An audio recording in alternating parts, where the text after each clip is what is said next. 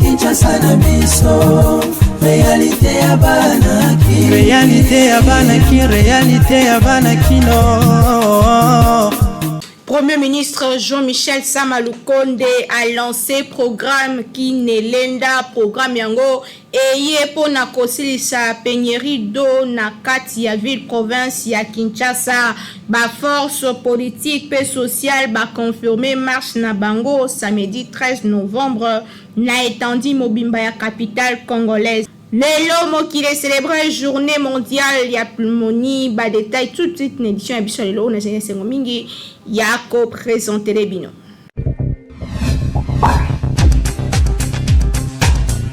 Bote édition lele bandi tikato fongola yango na Union pour la démocratie et le progrès social UDPS na Monkuse oyo bazo célébrer lelo journée de la base. Pour rappeler que ezalaka le 12 novembre 2018 wapi actuel président de la République à l'époque une opposition à Longolaka signature na Genève un jour seulement sima ya ko désigner Mwanamboka Martin Fayulu la représentant topé candidat ya opposition na ba élection présidentielle tozo na bino na mikolo ezali koya na meeting o esalemaki mokwalelo na base topé na siège et de peste Tshisekedi. Nanga monaye chef ya gouvernement congolais Jean-Michel Sama Lukonde a lancé qui programme Kinelenda, programme oye kopesa kimia tope kosilisa pasi ya mai na ville province ya Kinshasa et les kana kindengeni image pe commentaire.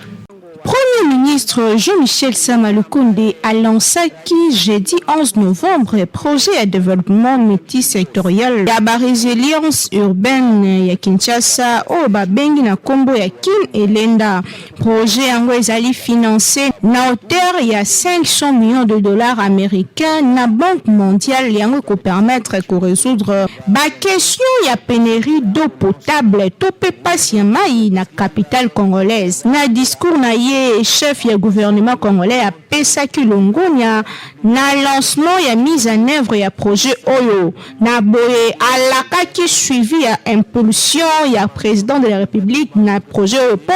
bazali déterminé à couper sa bana Kinshasa mai lolenge esengeli atalisaki que ayaki bongo ko représenter personnellement excellence monsieur le président de la république na lancement yango projet ya Banque mondiale oyo ekosunga bana mboka ebele bazwa misala pe mingi bana Kinshasa bazwa mai lolenge esengeli po population kinoise eumeli na pasi ya mai utatango molai donc fini problème ya ba fourrage fini problème ya ba puits d'eau mai ekokota na ba quartier belé ndakisa na ngale makuna mbinza ipen mbinza delvo na ngambo ya monga fula bango nyonso bakozwa mai kino na ngomba lutendele mai ekokoma activité monene oyo esalemaki na présence ya ministre ya urbanisme pe habitant gouverneur ya ville ya Kinshasa vice-président ya Banque mondiale pe bango nyonso bazalaki présent ko pesa longonya na projet monene ekopesa bana kini mai ezengeli ko signaler que Kinelenda ezali na durée ya 2 ans yango ekozala renforcer na capitale congolaise Mobimba ekopekisa ba problème ya ba inondation pe ba catastrophe naturelle pe ekoaméliorer territoire ya ville province ya Kinshasa na kopesa mai na ba nyonso bazanga mai investissement yango ezali na durabilité ya makasi pe Kinelenda ezali ko cibler ba source ya revenu ebele ya Kinshasa na ko s'appuyer na ba projet existaka déjà ezali solution fiable na ba priorité ya bana Kinshasa c'est-à-dire ba problème ya mai donc fini atomela kama ya fourrage Kinelenda eye ezali nde ya bana Kinshasa pour que bamela mai baza na kimia Kinshasa équipe partout. Tobaki yango ne bandeli que marche ya ba force politique et sociale les a confirmé mon ya lobby samedi 13 novembre yango ekosalema na étendue Mobimba ya ville province ya Kinshasa image fait commentaire. marche pacifique ya bloc patriotique oyo esangisi balisanga ebele baforce politique pe sociale ya mboka na biso ndakisa FCC Lamuka pe lisusu bandeko ya laïque pe baactiviste ya ndenge na ndenge marche na bango ezali confirmé mpona mokolo ya samedi 13 novembre 2021 na Kinshasa. Yango ekosalema ndenge kaka elakamaki kasi na oyo etali itinéraire yeba ke lelo réunion moko ya mobange ezosalema déjà na hôtel de ville ya Kinshasa mpona koyeba lolenge kani makambo ya marche yango ekosalema kasi le plus important eza ke kokene na tous les 4 coins ya ville ya Kinshasa, c'est-à-dire chaque district bakotambola pe bango nyonso bakokuta na point de chute oyo ezali bango palais du peuple oyo bakotanga mémorandum moko adressé na ba élus nationaux mpona likambo etali de politisation assainir ram pe vie sociale ya population. Bandeko ya lisanga FCC bango bazali kocontinue komobilize bandeko ya Lamuka pe bazali kolala te mpona kotelemisa bana mboka na kobima na balabala mokolo ya samedi. Esengeli koyeba ke na ngambu pe ya union sacrée bazali koprepare marche na bango ya soutien na ba-institution. Esengeli koyeba ke na ngambu pe ya union sacrée quelques partis politiques pe association bazali koprepare meeting na bango na boulevard triomphal mpona kotelemela mpona kosoutenir ba-institution. Donc mokolo ya samedi 13 novembre oyo ekozala kita po bato nyonso bakozala na balabala mpona bayike kotelemela seni pe basusu kosoutenir yango qui vivra verra nini ekosalema nyonso eza maboko ya bakonzi ya mboka oyo esengeli bayeba comment kodepartager les deux camps mpona koevite baproblème to pe baaffrontement ya ndenge na ndenge mpe baloba gouverner c'est prévoir. Gouverneur ya ville province ya Kinshasa nde asengeli adepartager bango mpona bonne marche pe sécurité ya ville province ya Kinshasa, capitale ya RDC pe siège ya ba-institution. Kinshasa eleki partout. Nini population ezokanisa sur marche ya ba force politique pe sociale wapi tokuti FCC Lamuka pe balaïque ya catholique lisusu ba mouvement citoyen population ezokanisa nini bazosenga dépolitisation ya seni alors que équipe ya seni ya monsieur Kadi Messi Kotina Mosala bazalaki awa na micro ya Peggy Ilunga pe Merveille Mubende population balobi boy. Si alobi ya Lamuka ba marché na ndenge sengeli fu ya te makamte bon biso nyonso te toza bana mboka tous les deux côtés za la IDPC za la Lamuka toza bana mboka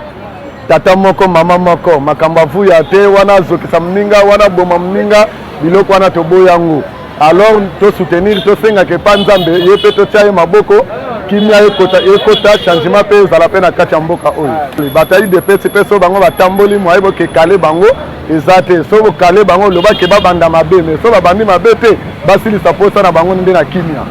ngai mpona ngai soki bakomarche bamarche ya bango atake baza bacongolais na eloko biso tokoloba nde bamarche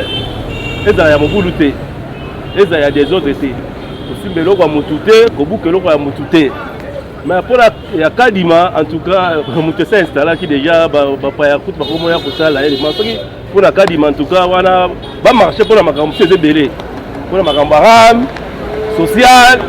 ozo comprendre mais mpona makambo ya kadima en tout cas batika mpo déjà tala komoyamba déjà bapaya bayaki bafandaki basali ya makambo na bango mpona kadima batika mais mpona marche mpona bacongolais mpona social wana savoir babuka batouche eloko ya motu te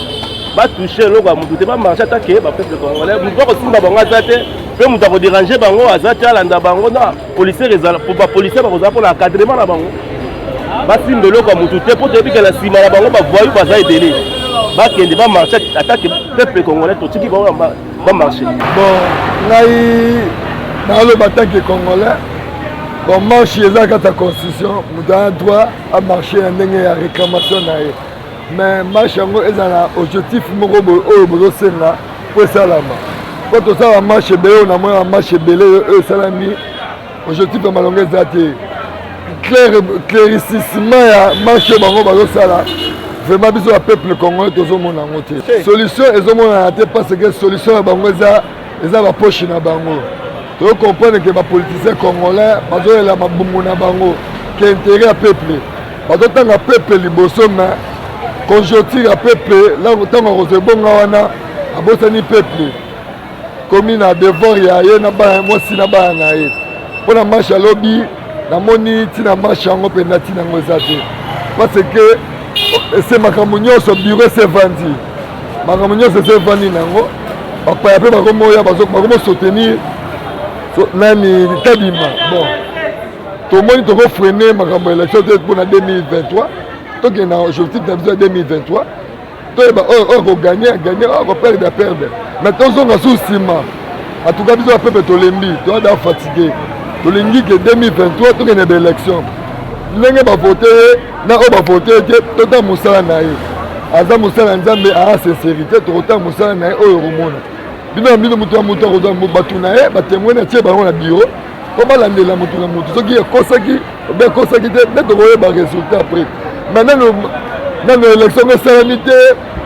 bijongo nanu oyo kabima asengi toyebi te po tobandaka koreklama kaka bata ezoleka 2023 d'ici 2023 yango biso mpo na ngai namoni ntina marche eza te ngai nakosepela ndeko Fayulu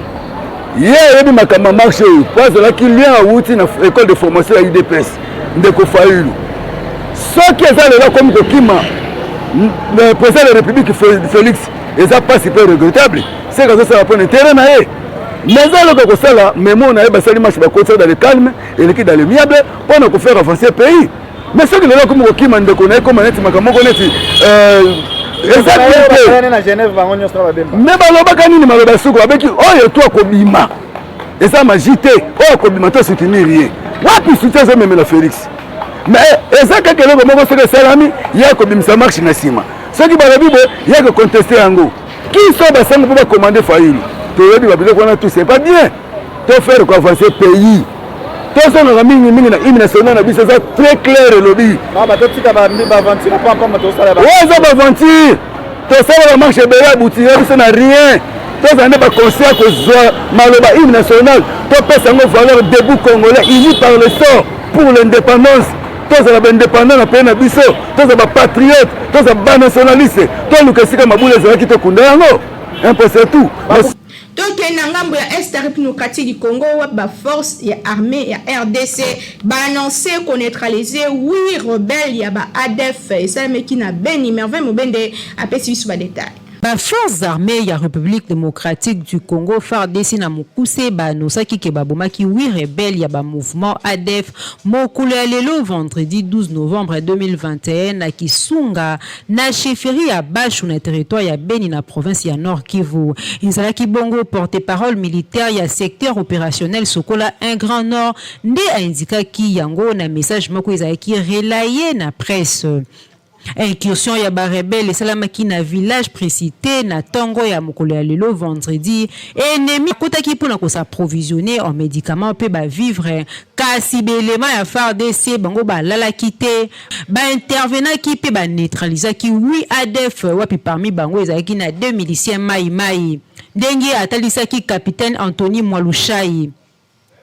Abakisaki koloba ke lors ya échange de tir ba dégâts humains peu matériels les ala qui déploraient côté la population asi malheureusement armée a komaki pendant que déjà autai ko bomba civil mususu a incendié quelques maisons wapi parmi yango ezalaki na structure sanitaire locale wana ndenge a précisé ki Anthony Mwalushai que blessé pe bazala qui enregistré côté ya élément de sécurité au ba qui pour intervenir pour limiter les dégâts tout rappeler que lors ya attaque ya ba rebelle ou esalamaki na chefferie ya Bashu na butu ya jeudi tito comme vendredi ba force vive ba avancer bilan provisoire ya 6 civils au babomamaki na ba rebelle pe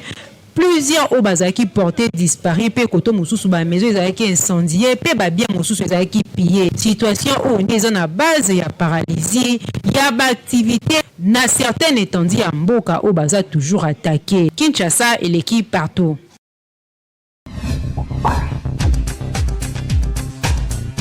Toyebi que Baltesco asungaka ba Congolais tour oyo atieli bino na marché ba chips ya malonga pona bana pe mikolo surtout na période ya classe oyo sombela mwana na coin ya veni po ezotekama partout. Toujours na souci ya kosunga ba Congolais na kopesa bango ba produit ya qualité supérieure nzambe na bango nyonso société Baltesco aye lisusu na ba produit ya sika tunanga nini snacks boom pe snacks crustos oyo ezali bongo ba chips oyo Beltesco atie na marché mikolo oyo ezali na goût moko ya kosakana te. Yoka eza na goût ya tomate épicée ndeti oyo bozali komona, pe oyo mususu ezali na goût ya fromage, pe oyo etikali yango nde ezali na goût ya nguba. Ezali elengi moko bondimela ngai meka papa mama okokangama kutu. Ezali biloko ya kitoko ya kosombela bana surtout na ba période oyo ya classe. Chips oyo eko permettre na bana na yo baza en forme banda ba cours na bango ndimela nga okopesa nga raison po goût oyo ezali awa somo. Betesco na bolinga za kango na ba consommateur na ye aye lisusu obimisa ba produit kitoko pona kosepelisa bana na biso. Tala bana bazungi kelasi na récréation esengeli mwana lia yoloka malunga. Yoloka malunga ni na bolia ezali ba snack oyo ya Betesco oyo bimisi ko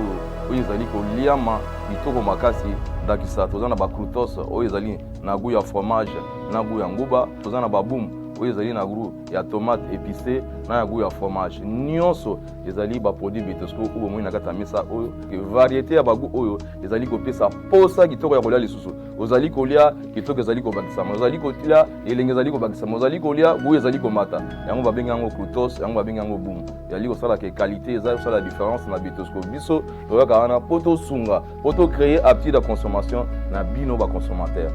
ezali kotekama partout na bawenze nyonso ya ville ya Kinshasa na baboutique ya mike ya kona bino oza mobimba kasi yebela toujours vérifiaka logo ya Beltesco mopanzi nango po soki logo ya Beltesco ezali te seke ezali mbata kasi oyo ezali na logo ya Beltesco yangwana nde ba snacks oyo Beltesco atie na marché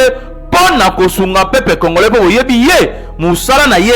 ezali kaka koservir peuple congolais na ba produit ya qualité supérieure pona santé kitoko. Kinshasa eleki partout.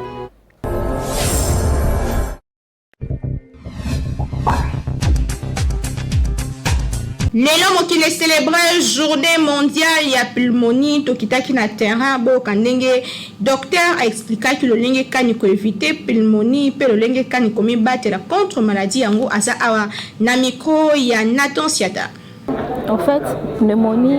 la lingala ezali le microbe o ezali ko toucher poumon ezali organe o et permettra biso to ba kopema. Alors na mukona lelo to yali ko célébrer maladie o aben kombo pneumonie oyo attaquaka ba poumon surtout pas na bana mikie et ça la ke moye ba pema malamu ezali te. Conseil na kopesa ba mama ba ete maladie ya pneumonie ezali pe yango ezali ko boma bana ezali première cause o ezali ko boma bana na mboka na biso koleka malaria rougeole to ba maladie mususu yango esengeli na ba mama ba ete maladie yango existaka tant bamoni mwana komi kokosola bamoni mwana aza na problème ya pema to aza na fièvre bafanda na ye na ndako te directement baluka munganga pour que bayeba kosoigner mwana à temps pour que maladie oyo eboma bana te besengeli pe ba mama bayeba ete maladie yango ezali na lopoto tobengi yango ba facteur de risque ezali lokola babiloko oyo ezosala ete mwana abela maladie wana tozali ko insister sur l'allaitement exclusif mama esengeli amelisa mwana ye libele tozali ko insister encore sur la malnutrition mwana esengeli alia malamu pour que aza na anticorps et préserver contre maladie ou ya pneumonie to bakisi pe vaccination mwana esengeli aza la vacciner pour que akoya ete na maladie ou mais ezali na eloko mosusu ya munene to lobe lelo mingi ezali to bengi na français la pollution de l'air mipepe na biso etondi ba toxique bien ba makambo ya mabe oyo ezali kosala ete ebengisa bana tozali pe ko insister na baboti oyo bamelaka cigarette na kati ya ndako bayeba ete ezali ko exposer bana na maladie oyo ya pneumonie lolenge moko pe baboti ba mama oyo basalelaka bakoni to makala milinga na kati na ndako ezali ko exposer bana pe ezali ko matisa to ya pneumonie na bana na biso ya bana pe ba mikolo na mboka na biso ya RDC. Voilà ndenge na lobi liyo otobengi ba facteur de risque ezali ba biloko oyo ezo favoriser maladie wana ekoma mais tozali pe na ba cause eza mingi ba bactéries microbe bactéries tokoki kotanga na français streptocoque hémophilus influenza ezali ebele puis ezali na virus mosusu oyo ezali kopesa maladie wana même maladie virus ya coronavirus pe akoki kopesa oyo tobengi maladie ya pneumonie. En gros, ezali bactéries na virus ezopesa maladie wana. Mais pour mutoazo yango ndenge na insister sur les autres facteurs où ezali ko favoriser, où ezali ko lembisa ba poumon pour que ko fragiliser yango devant ces microbes. Yango esala ete muto abela pneumonie. Ezali makambo ya malnutrition, ezali manque ya allaitement, ezali milinga ya cigarette, to milinga ya kolamba na kati ya ndako esika bana bazali, ezali ko fragiliser bana pour que bazwa maladie wana. Lobi aleki mokili célébraki journée mondiale ya ba célibataire pour l'importance ya journée yango tozongeli bino awa na ba force détail. Le 11 novembre chaque année, mokili célébraka journée internationale de célibataire. Journée yango ezali d'origine chinoise, journée yango internationale et salema bongo tope ezali occasion ya ko célébrer fierté ya kozala célibataire, mais surtout occasion ya ko rompre célibat pe kaka toujours na journée yango jour ya célibataire ezali créé na bane 90 na petit groupe d'étudiants chinois voyo balingaki ke date ya le 11 ezala signe en effet na Chine lokola ba chiffres ezali ko se représenter ya individualité, c'est-à-dire 11 batu na batu nesika na bango ezali bongo occasion ya ko manifester fierté na bango ya kozala célibataire. Kasi lisusu ezala moko ya ba journée o ezali bongo contraire na journée ya le 14 février wapi batu ba célébraka journée d'amoureux, c'est-à-dire journée à Saint-Valentin. Kasi journée ya le 11 novembre yango ezali le contraire batu ba célébraka ne vie à célibat, ezali opportunité la plupart ya ko déclarer fierté na bango ya kozala célibataire kasi ya kotala pe bisika wapi asengeli abongisa pour que lobi azala en couple na batango eleki ebele journée yango ekoma prétexte moko ya basoldat oyo bazalaka mingi na bakati ya bafront oyo bazalaka tango molai bango moko kasi esengeli koyeba ke na contexte ya Kinshasa célibat ezalaka na élection te kasi célibat ezali tango moto azali ko se préparer pour que lobby azala bien na molongani na ye to pe muto akokutana na nzela. Il n'est pas bon que l'homme soit seul ezali ya solo kasi pe ezali pressé te koluka moto kaka poza yo moko po soki pe okutana muto ya mabe oko regretter vie ya célibat na yo. Donc célibataire vivre vie na yo kimia, travailler motu na yo, travailler o ezali important pa na yo kasi kokomisa yango tango ya kolela te po ozala célibataire, mais au contraire travailler caractère, travailler personnalité pour que l'habitant cause en couple ozala pe bénédiction pour la moninga et non kolomuka kaka na koma marié to pe nazala en couple alors que ozali na yo prêté ezali journée moko interpellatrice na moko la moko surtout ba jeune oyo bakoka kovanda bango moko te il faut kaka azala en couple nani alobaki ke ezali obligatoire moto azala en couple kuto ezali malamu kozala yo moko ke kozala mal accompagné, c'est-à-dire que zotango na yo po kokutana moto malamu lobi olela te po soki obali malamu ezali esengwa mikolo kasi soki obali mabe engaye okolela vi mobimba tina toilette bato bamona o te. Kinshasa eleki partout.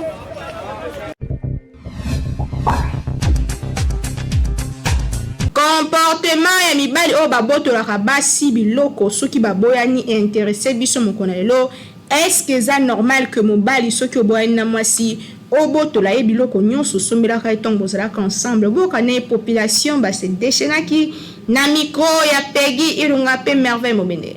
Cadeau ezali présent eloko oyo offrir na moto sans kozela eloko mosusu en retour yango esalemaka mingi pona kosepelisa moto oyo aza en face na yo. Cadeau ezali culture ya reconnaissance pe ya koluka kosala plaisir na moto en face na yo. Tokoki kopesa cadeau na moninga ndeko parent pe vice versa kasi lokola ezalaka signe ya affection pe ya bolingo na ba relation amoureuse pe deux personnes en couple bapesanaka mingi ba cadeau pona kotalisa attachement pe bolingo na bango. Kasi leo na Kinshasa tokuti phénomène pe comportement moko wapi mibali babotolaka basi na bango biloko soki bakabwani biloko oyo apesaka etango bazalaka en relation. tomituni comportement wana ezali malamu to te mpiaka kaka motema mabe to pe nini nde esalaka bana mibali bongo. Comment peut-il vivre avec moi si tu as vivre un peu de Kabouani, il faut que tu aies un peu ça qui est. Dans un sens, et en un sens, ça t'a mouqueté. C'est que bon, il y a eu son bel qui est. Est-ce que soit 5 euros, il n'y a pas payé ça, ou pas c'est né. Il y a le roi, moi, comme un bongo, aïe, le papa, papa, parent, papa, la moine a commis le bongo belé, on est sur ça, il a dans la vie, ça, il a dans mon papier, comme ça, dans une série. Est-ce que papa, moi, gros salamo, et qu'on a la tête? Donc c'est rédactable dans mibalo basala bio eza malamu te wana baba shopping vrai Dieu lora biso ba DJ Hicham Maboye na saleli mwasi makambo po aboyi ngai suite ba drink bakoya ba retard na botele ba plan mais la raté wana baba faux jeune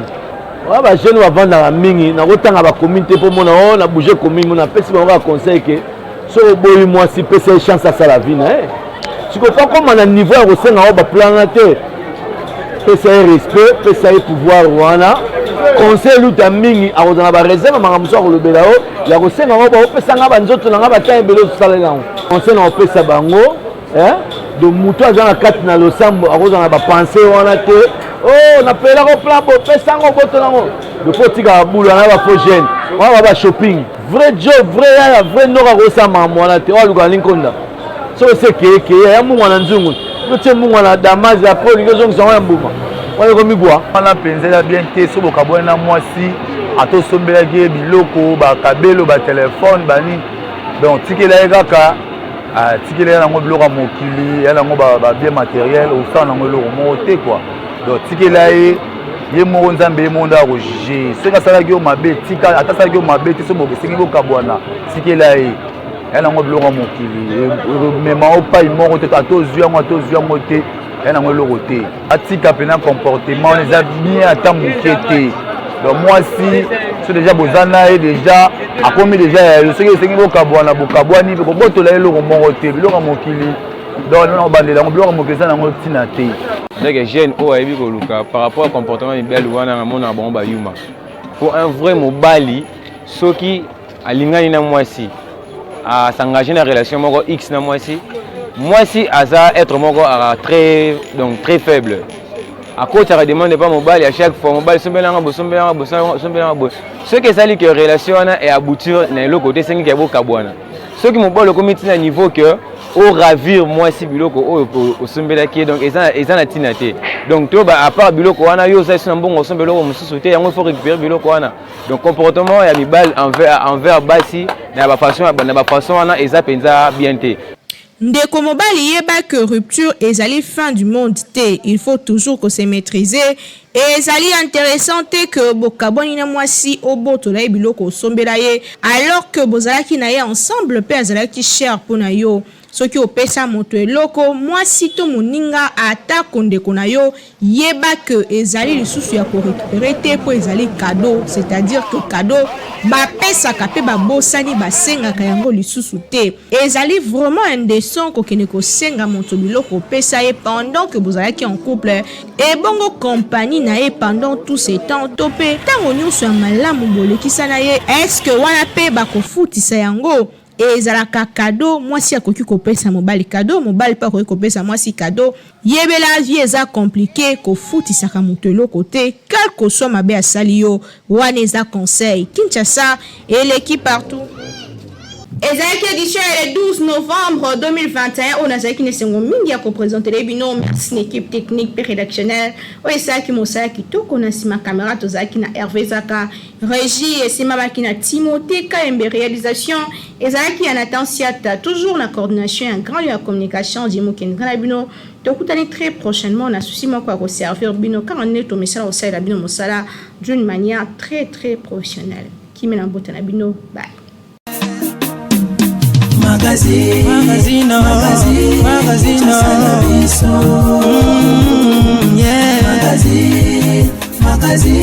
Kinshasa na biso réalité ya bana réalité ya bana kino